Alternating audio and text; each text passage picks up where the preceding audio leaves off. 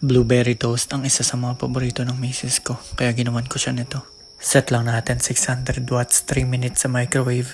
Sobrang perfect ng pagka-toast, hindi matigas, hindi malambot. Sabayan pa ng blueberry spread, napakasarap. Pinalmusal ko rin tong leftover namin. Tulog pa si Mika kaya nag-house chores muna ako. Araw-araw naglalaba pero kapalit nun, araw-araw may susuotin. Ginagol ko matapos yung pagpipintura kasi may paparating na event yung misis ko sa school. Hindi ko nalang tinitingnan lahat kasi sobrang dami pa talaga pero matatapos din to. Habang tumatagal ako sa pagpipaint, lalo ko nagagamay kung paano ginagawa. Medyo bumibilis na rin ako at gumaganda yung gawa ko. Practice makes perfect talaga. Pagkatapos ko mag-paint ay nag-workout na rin ako. Nakakatuwa yung mga bago kong equipment, ang sarap niyang gamitin. Pero mas nakakatuwa itong baby ko kung ano-anong expression na natututunan niya. Nakakatawa na lang minsan. Pagkatapos ko makipaglaro kay Mika, nag-lunch na kami ng misis ko. Buchi ng palaman ay red beans. Beans lang yan kahit hindi siya itsurang beans pero matamis at masarap. At sinabayan namin itong lunch na ground beef at mixed vegetables. Panulak ang Hokkaido organic milk. Sikat na sikat to dahil may aftertaste siya na parang vanilla. Para kang umiinom ng healthy vanilla ice cream. Ngayong araw babakunahan si Mika kaya pumunta kami sa clinic. Nakakatakot tong katapat ng parking nila. Merong nakabitin na crow. Hindi matigil ang iyak ni Mika kaya nagmerenda muna kami rito at pinakalma siya.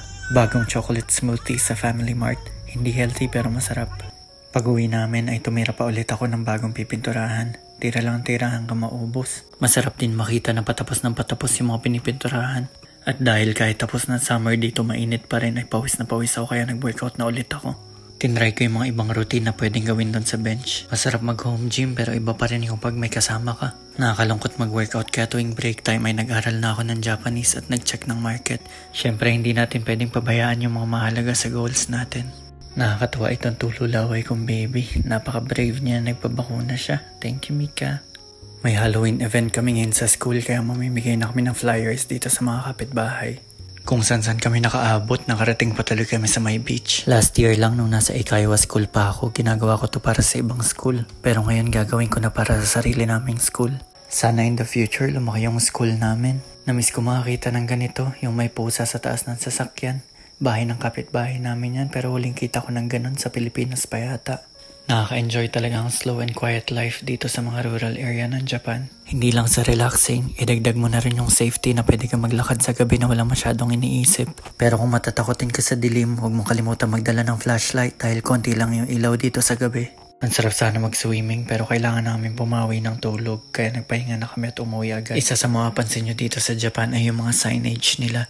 Palagi may animations, ito may tao at tsunami. Kahit sang area ka mapunta, halos lahat nilalagyan nilang signages. Ito ang warning dito ay huwag mong kalimutan ilock yung sasakyan mo. Somehow effective talaga siya kasi takaw tingin kapag makakita ka ng animations. Dito sa area namin napakaraming dagat pero ito ay sobrang lapit sa amin. Mga 5 minutes lang pag nilakad mo. Double-edged sword kasi masarap nga mag-swimming kasi malapit lang pero kapag nagka-tsunami ay kami ang unang-unang tatamaan. Kung saan-saan sulok yung naabot namin pero ayos lang at least nakapamigay kami ng flyers. Pareho kami mahihain at mahina sa Japanese ng misis ko pero gusto namin mag-take risk kahit uncomfortable, kahit may result o kahit wala. Kung may mangyari, edi salamat. At kung wala naman, at least may natutunan kaming lesson para magalingan pa namin sa susunod. Kaya ang lesson for today ay galing kay Malcolm Forbes. Sabi niya, failure is success if we learn from it. Kagaya ng mga bata pa tayo, hindi natin alam kung ilang beses tayo nadapa bago tayo natuto maglakad. O ilang beses ba tayo sumemplang bago tayo natuto magbike. As long as nalalearn natin yung mga lessons sa failures, we are winning. Yun lang, bye!